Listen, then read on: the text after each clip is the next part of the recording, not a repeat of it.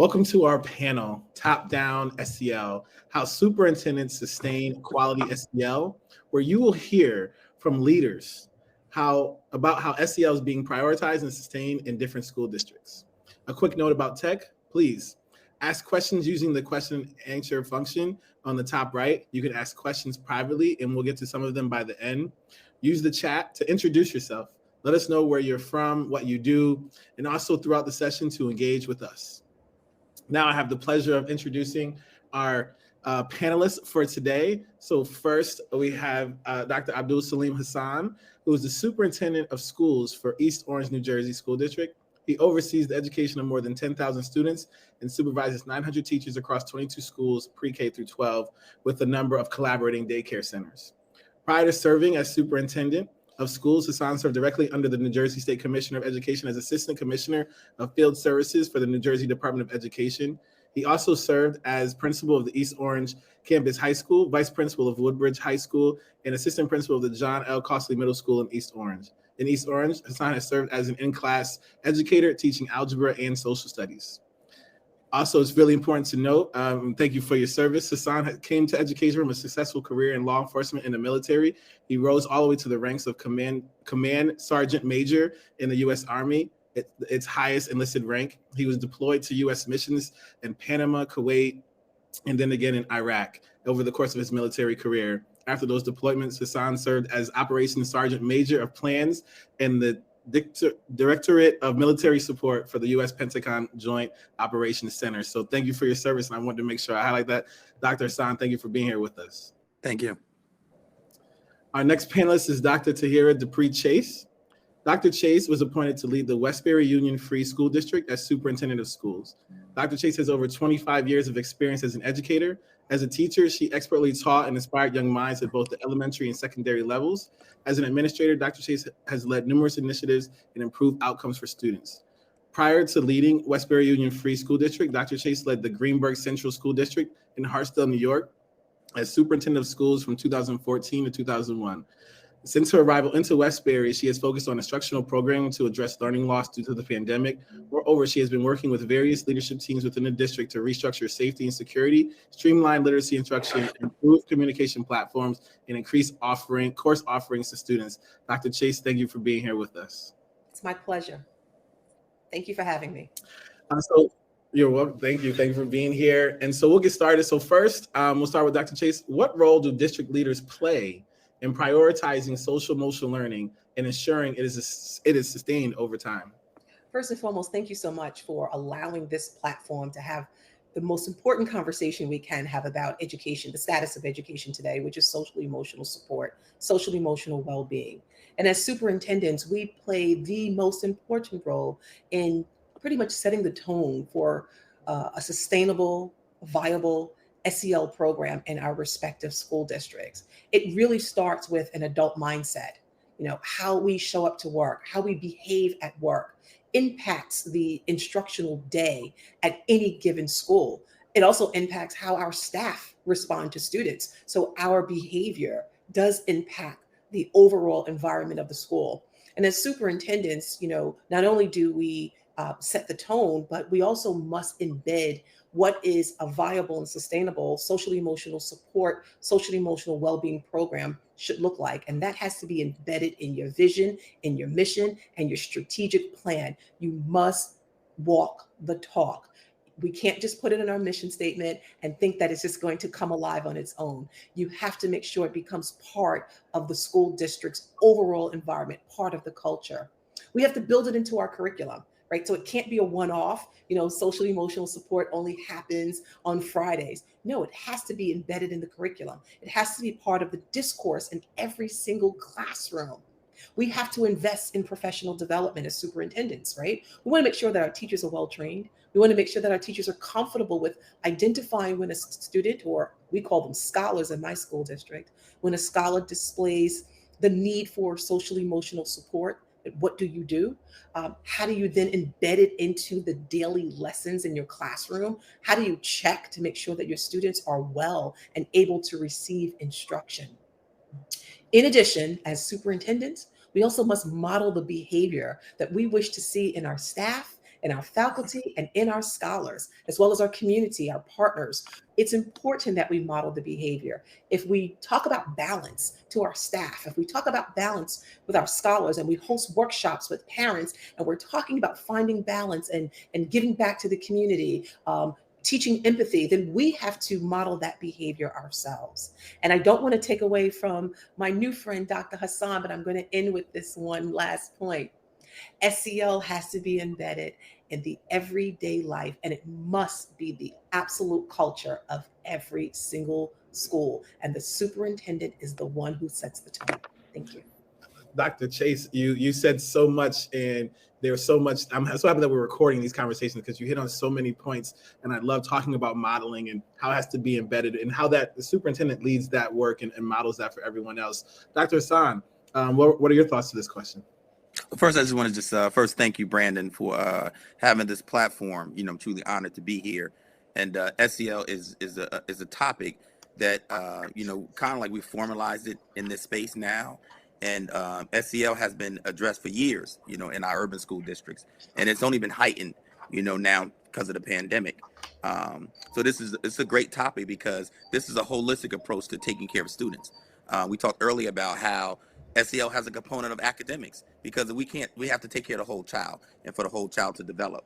I was very fortunate enough, even prior to just being the superintendent, I served as Assistant Commissioner of Field Services for the New Jersey Department of Education, and truly was outstanding work that we was leading the work with the first SEL conference statewide for the state of New Jersey. And it was totally well attended by all the educational practitioners in the state of New Jersey, which led us to have two follow-up conferences for the state for SEL, which was totally exceptional. And it was more like train the trainer. We was allowing school districts to share their best practices. Like what Dr. Chase talked about earlier, it has to be in the fabric of the school, and everybody plays a role. So by having train the trainer kind of mindset where people could come from different various school districts and model the things that they were doing, so we can see the best practices in the state of New Jersey, see different ways people are doing things. Also, as assistant commissioner, what I did, I intensely prioritized, and when I went around and spoke to all the superintendents, so if you think we have 640 superintendents in the state of New Jersey, I made it a point to make sure I attended all the superintendent roundtables to make sure that we're taking care of all our children. Because sometimes we think that, when we talk about a holistic approach, we have students with maybe maladaptive behavior, we have our students that are special ed, and may have some other, classifications with ELL, bilingual, but we want to make sure we servicing these students so they get the best opportunities and anything they need in life. But we also know that our kids are coming from a home, right? And some of the things, we in the old days, it was all about just come to school, sit in class, and we just do the education component, just teach. But now it's not like that. We got to know how these kids think, right? And sometimes it's individual, like what's going on. So the guidance counselor plays a role, the principal plays a role, the superintendent plays a role, the nurses, everybody plays a role, the cafeteria. So it has to be embedded in the fabric of the whole school. One of the schools, through traveling around the state of New Jersey, I had an opportunity to meet with one of our stakeholders in South Jersey, Claymont School District, and they had a model, right? And it was underfunded. So they had got some grant money, had a great SEL program. So when I came down as assistant commissioner, they was like, Mr. Son, basically, we're looking for some money to sustain our program. But through us being advocates for this program, the centers end up funding this program. But when they first came up, the New Jersey Department of Education, everybody had to, well, they need funding. We don't got no money. When you don't have no money, you have no money. But through the advocacy and showing how important this work is, they were able to receive funding. So that was a really, really good thing to do. And we talk about sustaining the work. That sustains the work. You know what I'm saying? So we have to be intentional. I think Dr. Chase talked about that earlier. At the district level, we have superintendents must model these expectations. And some of the things I have been doing, because, my soft spot is always about Black male empowerment, right? And also inspiring our young men, and it's not just talking about our men that are doing very well. I also want to grab our children that are in that place where SEL is at that core part of them where they may be going either way. They can either go towards, we talk about the prisoner pipeline. And we don't want them to go that direction. We know we come from a culture of our ancestors where we're kings and queens, right? But we must model expectations. We must motivate these students to achieve. So I didn't forget about my sister. So I had a male empowerment a symposium. I had a female empowerment symposium. And also, too, in our school district, we want to make sure that we address mental health, right? Peer to peer. So we've also contracted out using CARES money, using other resources through, thankful, our governor and our federal government to give us this money, that we also have set up, mental health services for our students throughout the day and also after school, where they could sign up for these counseling sessions. I also want to really push, fathers addressing their mental health, which is really big for me. I had a father and son's breakfast, and it was amazing. And the whole topic was SEL. And fathers just trying to get used to that buzzword. So right now, I'm just trying to get the fathers to understand it. I'm introducing my book club to these fathers. And right now, we're going to be reading the book Battle Cry by Jason Wilson. And it's just talking about mental health. Like, the topic is Battle Cry, but it's talking about what's in yourself, things that you have not addressed that may come into the light later on. So we address those things now, just like we can address it with our children that are going to school now. They will be more productive citizens, and they can have a global mindset of how, if anything, they want to achieve. So I don't want to take away too much, but I do agree with Dr. Chase.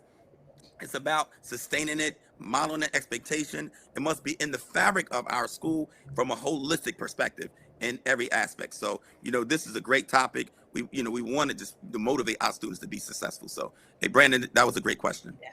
And I love it. I love the examples that you both have given in terms of things that schools talking about. You shared another school district talking about even engaging parents around this work. So building on that fabric concept of like the teachers as parents, it's everybody, but this is the work that we're doing and we're all involved and it's important in terms of us developing students' social emotional skills. So we know that many students and adults in schools are struggling right now. How is social emotional skills being prioritized across your schools for students? And what about the adults? Can you share some examples of some of the things that you're continuing to do to sustain the work over time? Dr. Chase? Sure. One of the things that the pandemic has done was that it exposed so much of so many things in which, we were not doing right for children. And, the pandemic served as an opportunity to shift, if you will, just redirect how we approach the social emotional needs of students. I'll be honest with you, when I was a superintendent in Greenberg, let me just backtrack. I actually transitioned to Westbury in the middle of the pandemic, right? So I transitioned in July of last year, but we were still in the middle of the pandemic. Some of the schools were still, in a hybrid model. There were things in place, but in my former district, I was there at the beginning of the pandemic. And I remember when the governor told us on March 16, 2020, that we would be closed for 1 week, and 1 week turned into the rest of the school year. Yeah. A lot of people didn't know how to handle that. And so we've experienced something called loss. And experiencing loss doesn't necessarily mean someone has passed away. Loss of what your routines were, loss of that safety, that safe space that we once gave to kids. To our educators, for some educators, believe it or not, they are dealing with trauma themselves, and being in the school building is that safe space for them. For families, having to pivot to remote learning while mom and dad are doing remote learning. And some instances, there aren't mom and dad at home. There were 3 kids in 1 bedroom, dealing with remote learning all at the same time. There was so much going on. And so, when we began to bring the students back to school, and everyone was pounding us about learning loss, and all the media outlets had the right answer as to what we should do when we bring our children back. But what we realized is that, yes, there was learning loss, but at the end of the day, there were some other things lost, social skills. And so we needed to go back to, how do we embed empathy, community building, trust, responsibility, leadership. There's so many different skill sets that we needed to build. And so in my district, when I left Greenberg and I went over to Westbury, I knew that I had to address social emotional support before I could address the academics. You cannot get to a child here if you don't get here and within, right? And so what I did was I formulated some groups. I first hired an SEL coordinator. That was one of my first hires. And I'm so happy and thankful that my school board saw the vision of doing that. And we then developed a social emotional support team. And one of the things we said what we're going to do is that we were going to focus on an SEL theme every month, excuse me. So on my arm, you see these silicone bracelets, and each bracelet represents a theme.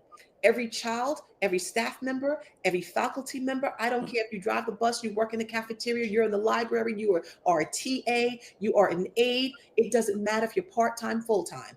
If you are a member of the Westbury Union Free School District family, you get a bracelet. So every month we focus on a different theme. And I'll read some of them to you. Commitment, self-discipline, believe, awareness, gratitude, kindness, confidence, patience.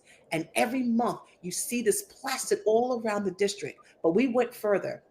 We had these themes plastered even in our community at local stores. So whenever kids go, they are reminded of those themes. And we've been collecting these bracelets as a reminder for everybody to know that your social emotional well-being is important.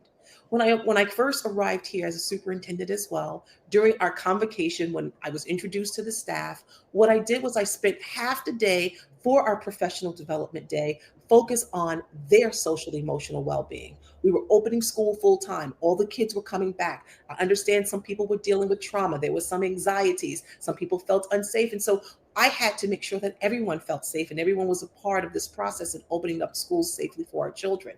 So we took a half a day just focused on social emotional support. I brought in a psychotherapist. We had music therapy. We had art therapy. We had all sorts of activities just for the staff before the students came in. I have to tell you, as a result of that, the staff has been asking me for more of that. Can we have more of that? So at our schools have social emotional after school activities just for staff. If they want to engage in yoga, if they want to engage in healthy cooking, if they want to engage in all sorts of music therapy, art therapy, they can. And I wanted to make sure that they have the supports to do so. We just submitted a grant to develop sensory rooms at every school, not only just for our staff, but also for our students, where they can just go if they need a place to self-regulate. They need a place just to sort of calm down and relax. And I'm looking forward to receiving that grant. In addition, we are also in the running for a grant to build a mental health center at our school district, which I think will be absolutely amazing and needed. We currently have a health center at our school district, but we would love to have a mental health facility so that students have another place to go. What we also did was we used our stimulus money to hire more social workers, more psychologists, to put more emphasis on the social emotional needs of our staff, our students. And I will tell you, my school board, they're wearing the bracelets. They're talking about the social emotional themes. Parents are talking about it. We've held parent workshops so that parents can have those look fors at home. How do you know your child is depressed? What do you do when your child displays anxieties? What happens if your child says, I feel unsafe? How do you respond to that? So we've been doing work not only just with our staff, with our scholars, with our families, within the community, and it's really from the board all the way to all of the positions in our school district. And I could not be more proud of that work because we want to prioritize everyone's social emotional well-being. I will tell you, I am told the morale has increased. People want more of it. People are more engaged. People are happy to be in the school. Kids love coming to school because they know that their social emotional well-being is being met, and they know that there are adults who genuinely love and care for them. Dr. Chase, I just can't wait to come visit. I'm gonna hop Please on come there on. and come see some of this work because it's outstanding. It feels so good to hear, and I think for people even in here hearing it from a superintendent. Yeah, right. But I want to just add one more thing, and I forgot to mention. On March 20th, Westbury Union Free School District will have SEL Day. SEL Day throughout the school district. We're going to shut it down on Friday, and it's going to be all about social emotional well-being. And because we have our monthly themes, each school had to pick a theme, and they will create activities around the theme. Now, I'm here in central office where I'm here with all adults. We are participating, and our theme is patience. We could not have picked a better theme, but our theme is patience, and we're going to be doing activities that's going to help us to find our patients, to help find our empathetic selves, to help us to just be better support to our schools, to our families, to our communities. And so we're excited about the May 20th SEL Day, and we're just going to keep this ball rolling, and this is something that I think schools should sustain, forever. And it's just not just a one-off. It's not a one and done, but it's going to be part of our fabric here at Westbury. Thank you. Outstanding. And I'm going to put it, I got it on my calendar. I just put it in my calendar. Come on. Move my schedule so I can participate Come as on well. Across the bridge. Absolutely. Dr. Hassan, you did mention some things. Is there anything else you want to add in terms of things that East Orange is doing to prioritize social emotional learning in terms of different schools and activities? Absolutely. I was trying to take a little bit of notes from Dr. Chase. So Yeah, I'm Dr. gonna take Chase, some notes as you speak too. take some notes, right? Right. Um, this is a great question as well too, because just as a military leader, one of the things I always want to make sure is I'm checking the pulse of the people and making sure that that my lens is correct. I'm always a caring person, make sure everybody is okay. I also, even at my principal meetings, I always tell people to make sure they're taking care of self-care. That's very important to me because we've been the pandemic has devastated a lot of us, and it's a lot of trauma that we didn't address it right on because everybody was home. Remember, everybody was we were going through our processes through the pandemic, and how everybody managed that process because everybody managed it differently. But then we had to open up the schools, right? And that was challenging for all the superintendents. I know Dr. Chase said we all had to go through that experience, which was very challenging, right? Because now we're dealing with something that we didn't go to school for, right? Dealing with crisis management, and not everybody was good at that, dealing with crisis management, being involved with the community to that degree. Should my son go to school? How is hybrid going to work? So all that became, then what's the secondary effects to that? Some parents had to go to work. Who's going to watch my child? Like, it's so many daycare. Like, it was so much of things that we were doing. So you can imagine a question like that: how are students and staff struggling right now? It's still some remnants of struggling from that because it was just a year and a half ago this happened. We just went to the to going mass optional, and now the topic is the data going in a different direction? How do we deal with that? It becomes conversation. So I just want to just throw that out there. Some of the things we're doing for the adults is that Teacher Appreciation Week. We're here with that, but we also want to just acknowledge our teachers all the time. We want to make sure we're supporting them, supporting their needs, making sure that it's a balance, right? We know you have to go to work, but we also make sure we're listening and make sure we're taking care of you from a holistic perspective. So we make sure that's thematic throughout the week. And my administrators, I can't get this work done without them. I mean, they're the backbone of what gets this work done. The principals, the leaders in this district, they're the ones who make it happen. So just to look on social media, the East Orange School District, it's all over. Like whether it's on Twitter, Facebook, Instagram, we want to make sure that let the community know what we're doing, right? But not just as a way to like when people think you're bragging. No, we want to just make sure you are abreast of what's going on in these schools and how we're supporting your students. We also have received some money to create wellness lounges. So some of the schools have already set them up, but I'm also using additional CARES money for wellness lounges, even to the point where if we're able to get massage chairs where staff could go in during the day, during their breaks, and do certain things. So we have certain ideas with that. And we received a sizable donation from Blue Cross and Blue Shield to find adult wellness lounges in all 22 of our schools. So what Dr. Chase is saying, same thing. It took me a year to get the grant. I got the grant money and we put it into action. Staff celebrations, staff highlights. We try to highlight and acknowledge staff the best way we can. I was fortunate enough, even during COVID, that East Orange School District has the New Jersey Teacher of the Year for the state of New Jersey. And we also had the runner-up. So for a district during a pandemic to get New Jersey Teacher of the Year, her name is Teresa Mon, outstanding person, outstanding. And then to have the runner-up, the two top people, when I got the call, I was just blown away because I was, as superintendent, you got to review all the applications, you got to submit them up, you got all these deadlines you have to meet, but that's a pause you have to take to make sure you're given the due diligence and the time that's needed to make sure their applications are reviewed. So to come out at the end knowing I won the top 2 seats, that's outstanding. And she competed for the National Teacher of the Year, and she was a viable candidate. So that's awesome. And the motivation didn't stop after the pandemic.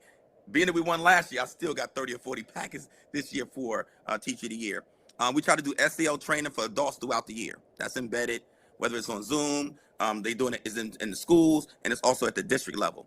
Dr. Chase talked about balance, but we want to also have grace, right? We want to have compassion for our staff members during this difficult time because we don't always know what's going on in their homes, right? Sometimes we got to, they may be late to work. We don't know what's going on. They may miss a day at work. It's certain things that they're still being affected by their family members. I mean, we just seen, recently in New York City, Kay Slay passed away. It was COVID. So people are still having remnants from COVID, right? Mentally and physically. For students and Dr. Chase, we did it. We had an SEL day. It was amazing, with the support of Brandon and his team. It was magnified by the Urban Assembly. Our mayor came and did a meditation session with the students. It was awesome. And I walked in, I was like, And he was like, he stayed and he talked to the students, and he just was like, he just so comfortable with Mayor Ted Green. So that was awesome. He led an SEL session of mindfulness and deep breathing with the kids, sitting on the floor, just going through the process in a high school setting. You know, and that could be, you know, this ain't the, you know, sometimes we do the elementary kids and do like a session like that. But imagine the high school students, and they ask plenty of questions, and it just talked about what is the purpose of breathing, and when should you go through those motions? You know, when they go to college, when should you take that pause for yourself? So makeup therapy and dance sessions. We also have yoga throughout the schools. They do it in the classroom. We have it at the high school. We also have it for the staff. The Urban Assembly Resilient Scholars Program. Let's talk about it. Building capacity for staff and students, taking that deep dive into SEL. You know, that's a critical point, because sometimes we talk SEL from the surface, but then sometimes we got to get in that deep conversation, so we can also address those issues, those concerns, and also learn. So 7 of our schools in the year, we're going to be doing like the other 20 schools next year. We're doing peer-to-peer mental health and SEL training for students through the Seton Hall program. The VI program ran by Dr. Jamila Davis has amazing. I can't say enough about her work with our district, partner with our district through our Director of Education Support Services, Dr. Kelly Williams. I think that we're boots on the ground, and that's always been my mantra when I'm assistant commissioner. It's about being boots on the ground with the people so we get the work done. If we really care about our community, that's what we have to do. We have to be where they're at, even with community cleanup. Our mayor hosts on Saturday community cleanup. That's a part of SEL, taking care of the community. Let's get the kids out. Let's get them to really care about this community, because if you care about your community, clean your community, it comes into the school, because the schools are a reflection of the community, right? So we always have to make that parallel context.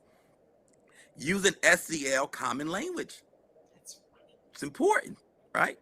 The buzzwords, we know in the military got so many acronyms, but even in the school district, same thing. SEL is one of the buzzwords. One of the things that our district has taken on is Leader in Me. And I know my wife, I think my wife is on this call, Dr. Passion Moss Hassan. She's doing a phenomenal job at her school, as others in our district, of leading that charge with Leader in Me. I hear it when I meet with the principals, and I think she's one of the go-to people in our district when people need some insight on Leader in Me. But that Leader in Me curriculum, I see it when I go into schools. The schools got the mantras down. They got their speeches ready, and the way they communicate is just so positive to see kids just be kids. And that's what we want. We want them to be safe. We want them to be kids, and we want them to learn, right? And we want to make sure we're working with their parents to make them productive citizens. Restorative practices. We don't throw no kids away. We working with every kid. We don't care where they at. Where we meet you at, we work with you, right? We want to talk to you. Like when I walk through the high schools, I tell kids, "What's your name? Let me see your grades."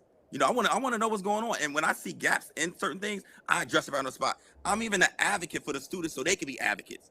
Like, go to your teacher, get your parents engaged. You shouldn't have no low grade, whether it's a C or a B. Do you go to counseling? Do you go to tutoring? I want to know, because I want you to have an A, and I need to train you now so when you get to college, you can take it to the next level.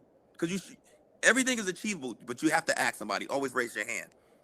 We also did, Dr. Chase and Brandon, we took something out of your, we also hired full-time mental health counselors. We used that from CARES money, because we know it was needed for not only the students, but also the staff.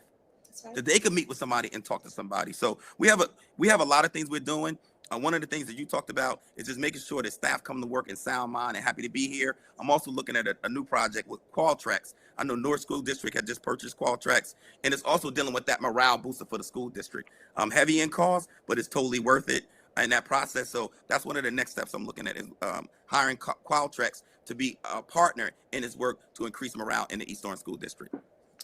Outstanding. I mean, I get to come to East Orange pretty often, and then I'm looking forward to getting out to Westbury. It's just so powerful to hear some of the work that's happening.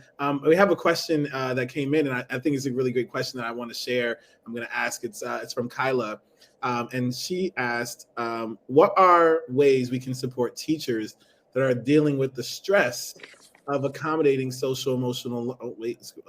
What are ways we can accommodate?" What are ways we can support teachers that are dealing with the stress of accommodating social emotional learning when they feel pressure over standardized testing and preparing students for those assessments by an assessment deadline? Dr. Chase, I yield to the lady first, gentlemen. My brother. So let's talk about stress. I understand that teachers are stressed. I hear that all all of the time. And what teachers are also dealing with is something called vicarious stress. Do you know what that is? Vicarious stress is the means that they're taking on the stress of their students, they're taking on the stress of the families that they serve, and they are also dealing with the stresses of their own family. What we have done in our school district is, like I said, we have brought in some outside folk. Sometimes educators are a little reluctant to speak with people who are internal, and I get that. So we've actually brought in some outside consultants, psychotherapists, who are very, very good at their craft, who understands, urban settings and working with urban settings and some of the needs of urban settings. And we've allowed them to walk around the buildings and given teachers an opportunity to just go in and talk to them. They teach them how to process, how to balance, how to process that stress, how to prioritize what's important. And one of the things that I've been doing just as a superintendent, I've been doing this since I became an administrator, is I always say to my educators, the test is one time in a child's life. And while I know John Q. Public look at our results and make assumptions, in our school districts, in the school districts where I've served, I'm very blessed, and I use that word, blessed, that there's community that understands that, the test is a snapshot in a child's life. It doesn't mean it's the end all be all. And so with my teachers, we give them multiple measures so that there's other ways that they can demonstrate that children are learning. We use Star 360, we're implementing iReady and some other assessments that also gives us a gauge. So I always tell the teachers, relax, calm down. You're not going to lose your job. We're here to help. And if you need professional development based on those results, that's my job, is to provide the resources so that you can be better at your craft. But I want you to have those conversations with your coach. We hired math coaches. We hired reading coaches to support our teachers. Have those conversations. We've implemented the PLC model so that you can rely on your colleagues to obtain other strategies, so that, perhaps maybe that can be helpful to you as to how you could possibly implement a particular lesson differently, and how you can reach children in a much broader way. And just making sure that teachers feel supported and make sure that their voices are heard. We're not throwing away teachers. Maybe there are some people who just need to build on their craft, may need a little bit more professional development. And people tend to forget, teachers need love too. Love on your teachers. I tell my principals, love on your teachers. They are the backbone of the school district. Love on them. As Dr. Hassan talked about, showing that teacher appreciation is so very important. That minimizes the stress.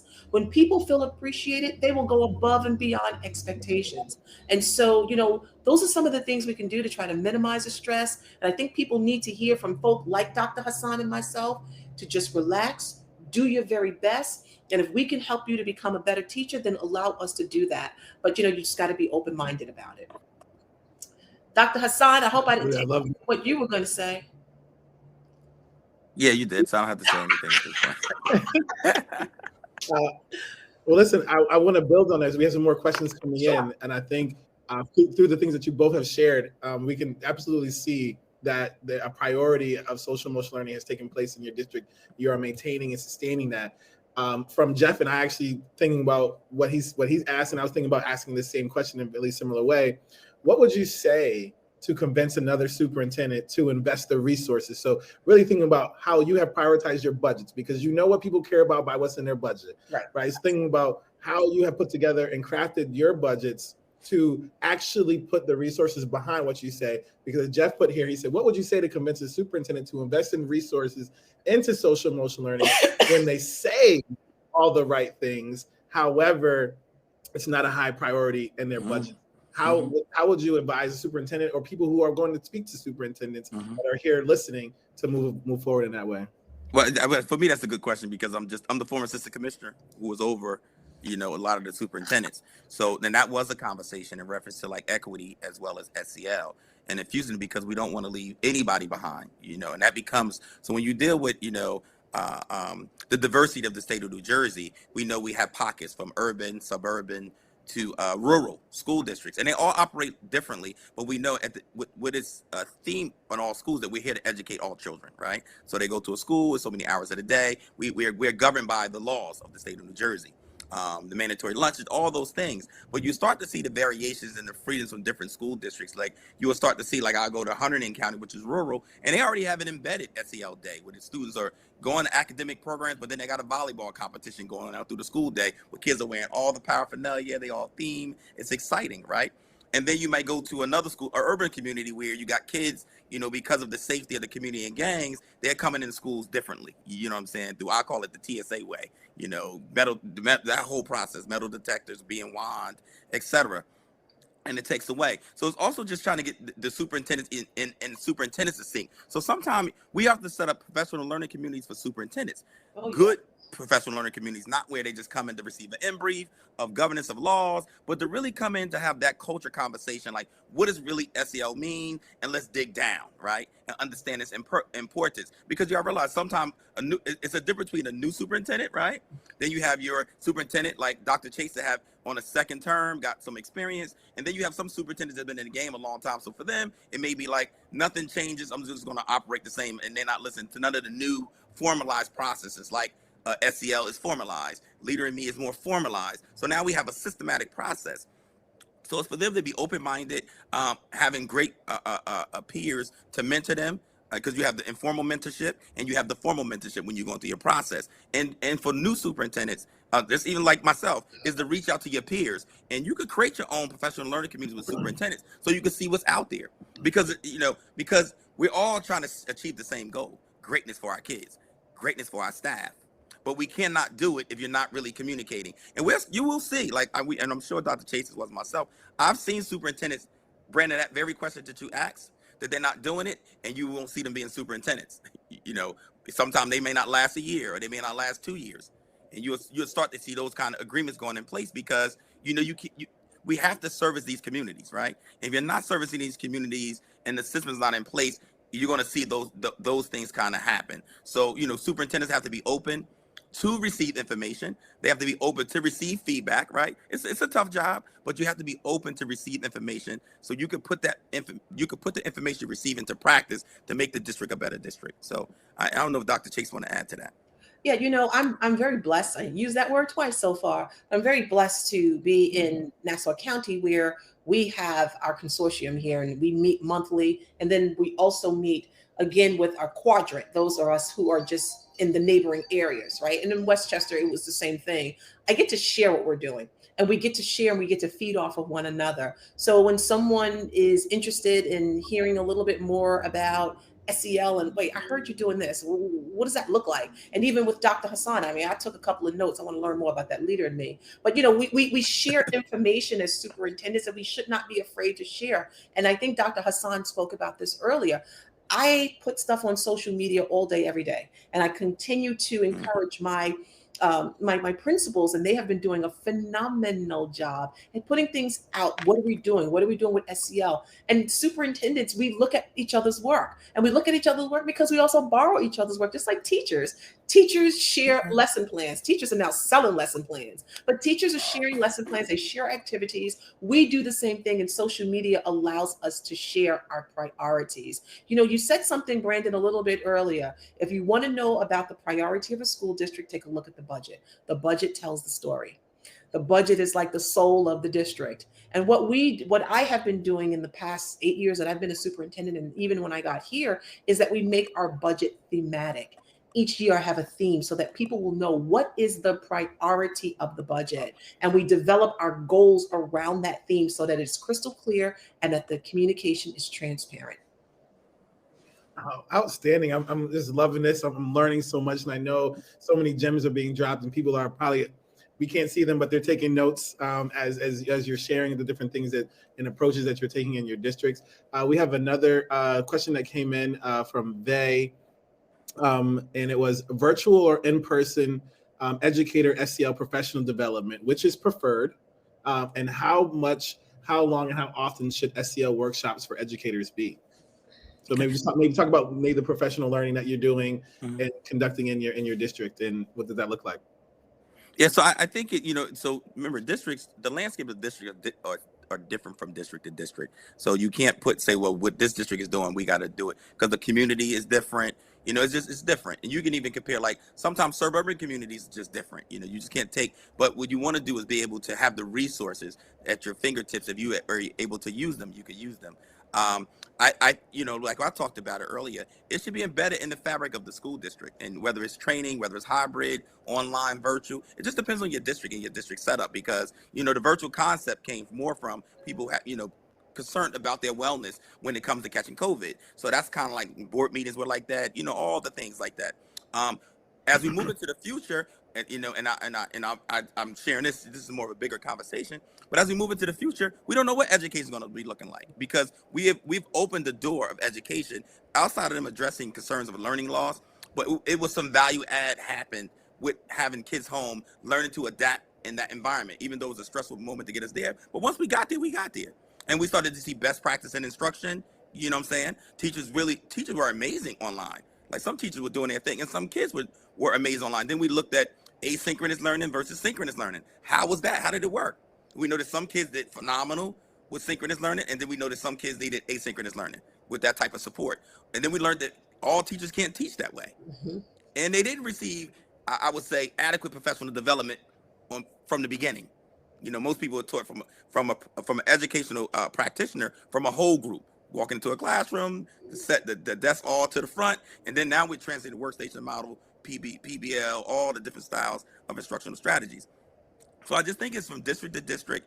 I think it's where you at, where the school is at. Are you, when we talk about systems, where you at with infusing SEL into your district, right? So if you're at like 90%, then maybe you don't need to do it like every week and have training. But if you're at the lower end and you're getting professional development, maybe you need to do it more weekly, or have your staff meetings. And it all depends on what your union contracts say, you know, so all those elements come into play. Right. That union contract. And just to add to that question, you know, how much time, right? How much time do you need? Well, teachers are lifelong learners. Why do you put a timestamp on that? You can't do a drive-by or spray and pray. I call it spray and pray. You just give them the information and like, all right, I pray that you get it. Or you do a drive-by and it's one time and everybody's in this big auditorium and you're really impacting 5% of the audience is listening, right? So, you know, just as we talk about customizing instruction in the classroom and we talk about targeted instruction, we need to do that for our educators too. We need to invest in professional development. I'm a strong proponent of investing in professional development, especially as it relates to something as important as SEL. So if a teacher needs more time, give them more time. They need more training, give them more training. You can't think that you're going to do something at the beginning of the year and one more superintendent day of training that they're going to get it. That's not true. Teachers are diverse learners, just like our students are diverse learners. And we do all that we can. We provide extended day, after school programs, Saturday Academy to make sure children learn. But we need to do the same thing for our educators. And you're right, Dr. Hassan, within the confines of the contract. But, you know, we superintendents are pretty clever. We know how to work around it. You know, we have. Right. And so as long as a teacher has a willingness to learn, we should have a willingness to provide the training. Outstanding. So we have 2 minutes left. So we got like 45 seconds each, and then I'll close it out. This last question is, we talk a lot about the social emotional learning competencies, and we see them as skills. What social emotional learning competency, why is it important for our young people to learn these social emotional learning competencies and know that they are skills? And 30 seconds. We want our students to become productive citizens. We want them to become lifelong learners, and we want our students to make sound decisions as they become adults, how to deal with challenges. And so by embedding these skills, these foundational skills now, will help them to cope later as they move into adulthood. Love that. Thank you. Dr. San? I think these competencies are truly amazing. And I think that if students or staff can embed them correctly, it could truly make them self-aware. It can make them productive. It could put them on the global stage. And that's the whole thing for me, is that I want our students and staff to think globally, because I think sometimes we limit ourselves from that perspective. And we need to make sure that we have, self-awareness is key for me, because it talks about knowledge of self, identifying one's emotions, honesty, integrity, and linking your feelings and values, and understanding your whole value system, because different places have different value systems. So to me, the competencies are amazing. And I think that the more we talk about this so people can digest this information, the more they can understand themselves. And that's very important to me. Absolutely. This was an outstanding 50 minutes. I know we could go longer, but gems were dropped. So much information and knowledge was shared. We're definitely gonna have to do this again, and soon we'll be doing it in person, so that people can learn from you two, and then we can learn from the educators in your district around the work that's happening. Thank you so much for your time today. To being a superintendent, there's a lot of other places and things that are going on. I know right now that you're about to go hop to and take care of. So I really appreciate you taking the time to be here. And thank you for everyone who tuned in today. As we close out, let's give them a round of applause for their work. Drop the hand clap emoji. And please, as you move forward, please look below or go to the agenda to navigate to the next session and choose which social emotional learning showcase of your choice that you would like to join. There's 4 different amazing SEL showcases about to take place. So please go join, and we'll continue the rest of the day. Thank you. Be well. Thank you. Thank you for having me.